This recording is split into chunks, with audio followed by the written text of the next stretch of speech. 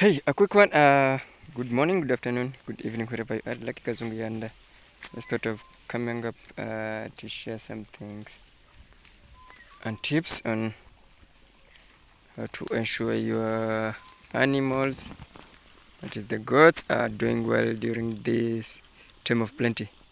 Yes, with a lot of food comes with very many diseases. Some of them including internal pests. So,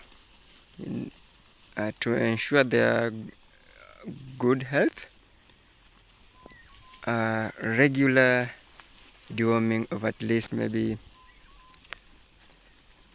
once a month, but if possible, do it twice a month. This will ensure that your animals are healthy and also